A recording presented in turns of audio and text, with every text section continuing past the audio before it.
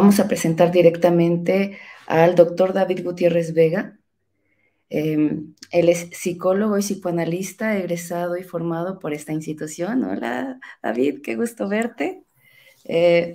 También tiene una maestría en estudios de Asia y África, en especialidad en Japón, por el Colegio de México, donde se enfocó a estudiar el trabajo de psicoanalistas japoneses desde su propia cultura. Actualmente, además de la práctica clínica privada, también se dedica a la traducción. Él nos va a dar una presentación sobre psicoanálisis al servicio de una mentira. El caso de, espero que no la riegue, David, Takeo Doi y la teoría del AMAE.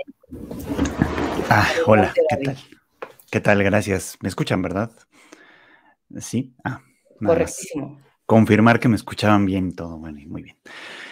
Muy buenas noches. Muchas gracias por el espacio para hablar un poquito como de esto. Creo que voy a salirme un poquito de lo que se ha estado hablando en estos, bueno, en estas ponencias de la mesa anterior y de incluso del día anterior, porque pues voy a hablar básicamente de algo, de un tema que puede no sernos del todo ajeno, aunque sí nos es geográfica y temporalmente distante, como es precisamente el caso de la teoría de Takeo Doi y con respecto a una cuestión política, digamos, ¿no?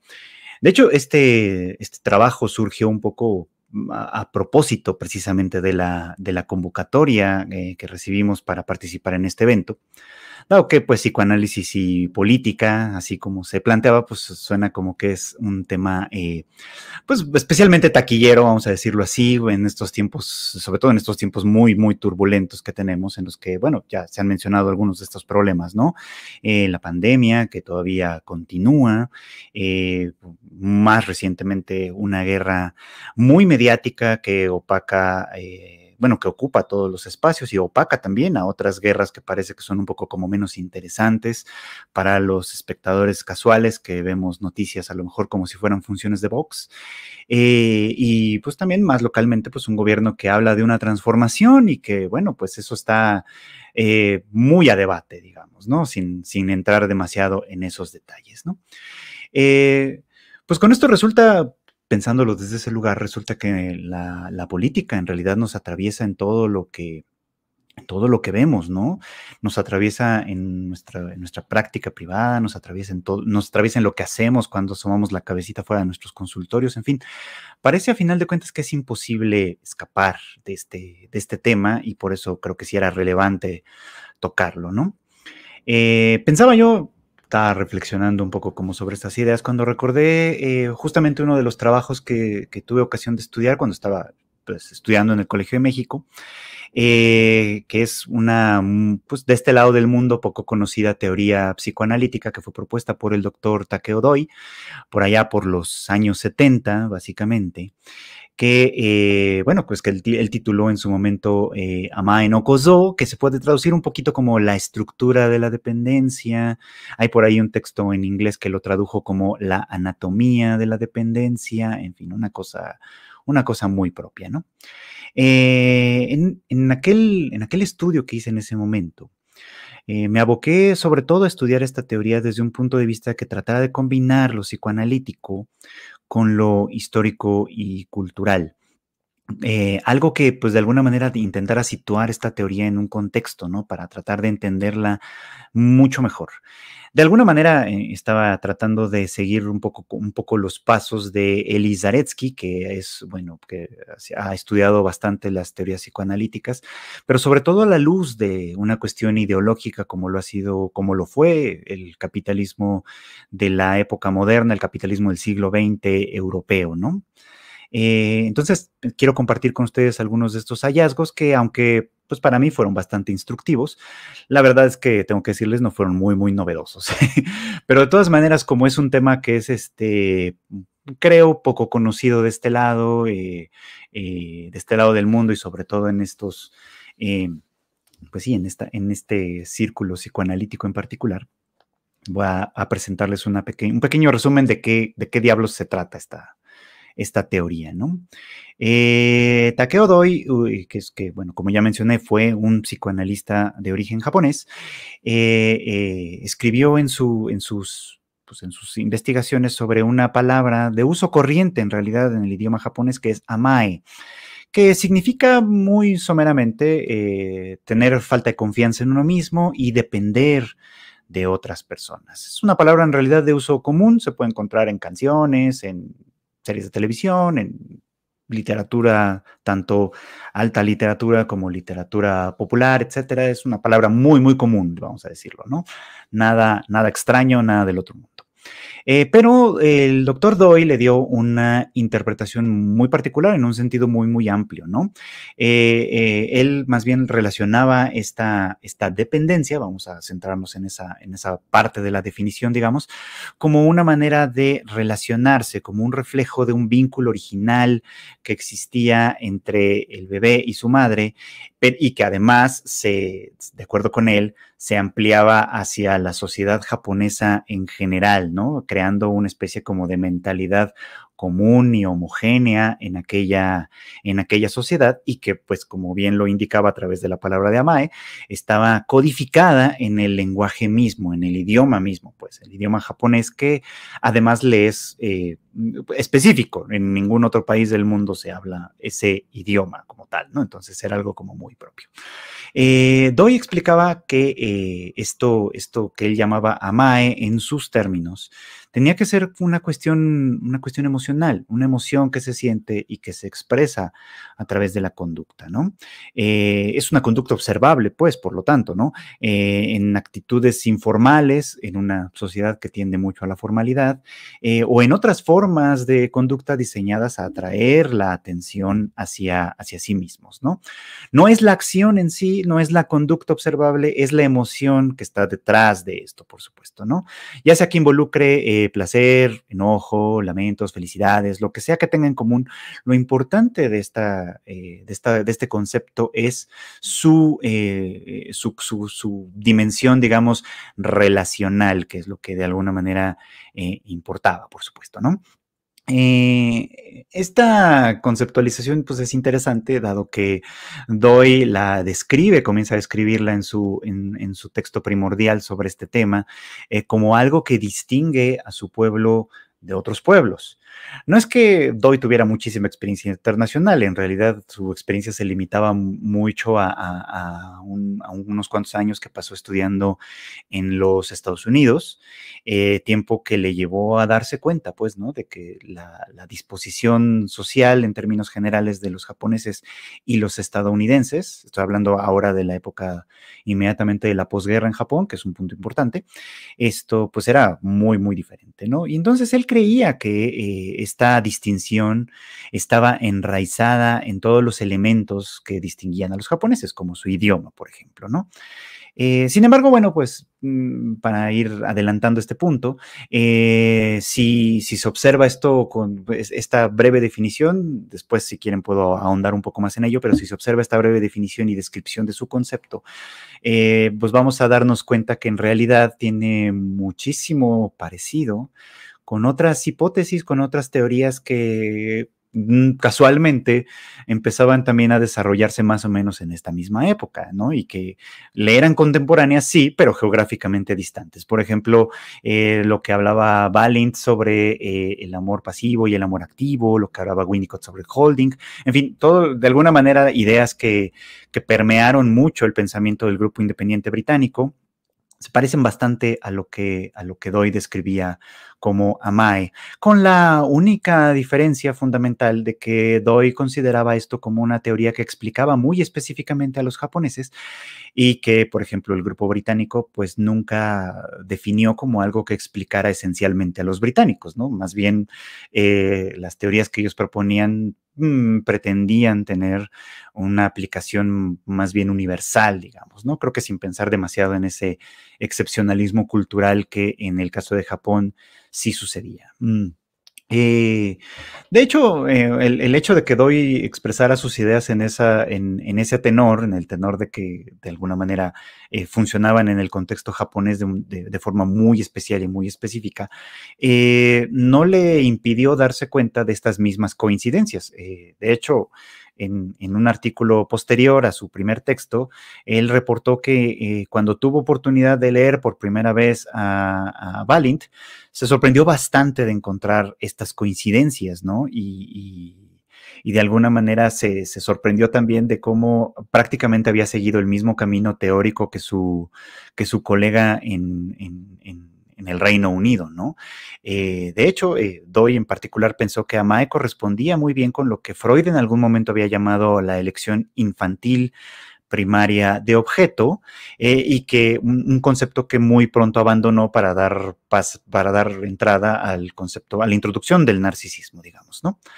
Doi pensaba que esta desviación teórica de Freud podía haber ocurrido en primer lugar porque los idiomas occidentales, es decir, el inglés, carecían de un concepto apropiado para definir este tipo de dependencia.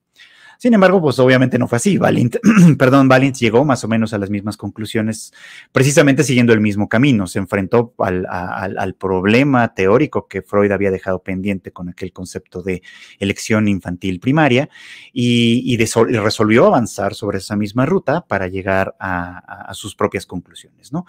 Recordaremos entonces que Balint había distinguido este tipo de relación como en estas características duales, ¿no? El amor pasivo y el amor activo, donde el amor pasivo antecede al activo y consiste esencialmente en el deseo de ser amado, ¿no? Y obviamente de que este amor se expresara a través de la conducta. Vemos ahí, creo muy claramente, que hay una consonancia teórica muy, muy importante aquí. Sin embargo, para hacer honor un poquito como al título pues de esta pequeña plática, que es el psicoanálisis al servicio de una mentira, tengo que aclarar que la similitud que existe entre las ideas de Doi, que él suponía, repito, como parte esencial de la psicología japonesa, esta coincidencia que tiene con sus pares británicos, no significa que ahí radique la mentira en realidad, ¿no? La mentira a la que creo que la teoría de Doi, bueno, no creo, en realidad estoy bastante convencido de ello, que la teoría de Doi hacía servidumbre, digamos, era una que poco tiene que ver directamente con el psicoanálisis, poco tiene que ver directamente con la labor clínica que hacemos en el consultorio y tiene en realidad mucho más que ver con algo que parece trascender esto y que nos lleva a un terreno que ya se ha mencionado en algún momento y es el terreno básicamente de lo político, ¿no? Doi, de hecho, no notó que sus preocupaciones y sus investigaciones en realidad florecieron en un terreno muy, muy fertilizado por un momento histórico muy particular, que estaba alentado básicamente por anhelos y necesidades que importaban mucho en su época. Así que ahora voy a platicarles un poquito ese contexto porque tiene que ver con este juego, ¿no? Los estudios de Doi de Amae de alguna manera funcionaban muy bien para Japón en un terreno particularmente nacionalista. Para entender, digamos, ahora sí que a qué me refiero con nacionalismo, que creo que esto es muy importante, voy a retomar un poco una descripción que hace el filósofo francés André Comte-Sponville, en el que él dice que el nacionalismo es erigir una nación como un absoluto al que todo lo demás debería someterse. Se trata pues entonces de una especie de patriotismo, digamos, que en realidad no depende del pueblo, sino que aspira a que el pueblo dependa de ese patriotismo. Se vale, por supuesto, de la necesidad psicológica elemental que tenemos todos a nuestra propia identidad, para así impulsar un discurso de unidad, de unidad y de unicidad que envuelva a un grupo de personas determinado para diferentes propósitos. Creo que todos de una manera u otra estamos más o menos como familiarizados, digamos, como con esta experiencia, ¿no? Aquí se habló, por ejemplo, se habla constantemente, por ejemplo, de México y la experiencia mexicana, y parece que cuando decimos eso queremos decir algo que todo mundo entiende, por ejemplo, ¿no? Pero México es un país muy diverso, muy variado, ¿no? Un país que no es lo mismo vamos, ni siquiera me voy a ir muy lejos, ¿no? No es lo mismo lo que se puede vivir en la alcaldía Benito Juárez que lo que se puede vivir en la alcaldía Iztapalapa. Hay algunas diferencias importantes culturales, etcétera. Y las diferencias se van haciendo cada vez más grandes conforme vamos ampliando más la lupa. El nacionalismo aspira precisamente a lo contrario, a que todos nos identifiquemos como con las mismas cosas, con los mismos símbolos, con las mismas figuras, con las mismas ideas y en resumen, que todos nos sintamos como parte de lo mismo en grande, ¿no? Para Japón esto es muy importante. Y porque, bueno, sí, ellos tienen una historia muy particular que les voy a relatar de manera muy sucinta, ¿no? Ustedes seguramente saben que Japón formó parte de las potencias del eje durante la Segunda Guerra Mundial. No quiere decir que su alianza con Alemania y con Italia haya sido muy sólida, sino que más bien, pues, compartían algunos intereses y sobre todo compartían enemigos y pocas cosas unen tanto como tener un enemigo en común, ¿no? Pero bueno, pues al igual que sus pares europeos, Japón fue derrotado en 1945. Es el primer y esperemos que último país que vivió en carne propia el horror nuclear con la detonación de las dos bombas atómicas en Hiroshima y Nagasaki. Esto, que bueno, pues esto propició una importante crisis de identidad que tuvo muchas etapas, ¿no? Una de estas etapas fue la primera, la del régimen de ocupación, en la que los Estados Unidos, pues básicamente tomaron posesión de todo el país, lo gobernaron y lo transformaron de una manera muy, muy radical, aboliendo primero la constitución de Meiji, que estaba impuesta desde el siglo XIX, y convirtiéndola creando más bien una nueva constitución, por supuesto, ¿no? Aunque no se eliminó la figura del emperador en su momento, porque se le consideraba de mucho valor precisamente para mantener la cohesión social, sí se abolió por completo, pues bueno, como ya mencioné, la constitución anterior, ¿no? El emperador dejó de tener poder político directamente, o sea, de tomar decisiones como tal, para convertirse en un símbolo de la nación, ¿no? Doi, de hecho, usó también la figura del emperador para explicar su propia teoría de la dependencia, estirando bastante su argumento, ¿no?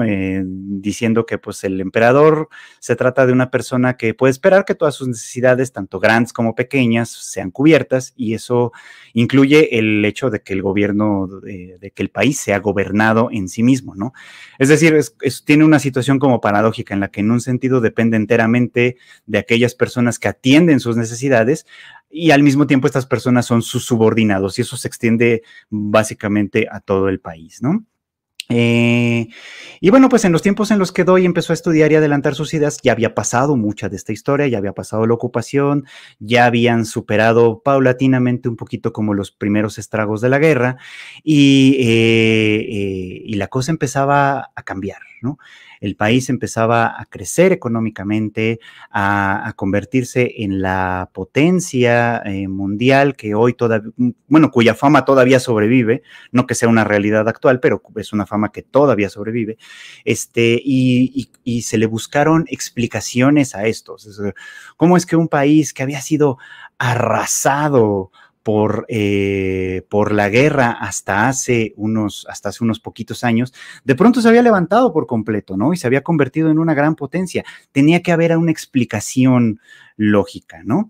Y Doi, como muchos otros autores de la época, en prácticamente todos los terrenos del conocimiento, tanto científico, formal, como pseudocientífico, quizá también, desarrollaron distintas teorías al respecto, ¿no? Distintas hipótesis para explicarlo, y casi todas giraban en torno a rescatar una especie como de misticismo nacional que todos los japoneses japoneses compartían. Doi se fue por la parte del lenguaje que ya medio expliqué, esto y tratando de crear así una especie como de especificidad del carácter nacional, ¿no? Para decir, ok, esto fue lo que explicó de alguna manera el crecimiento, ¿no?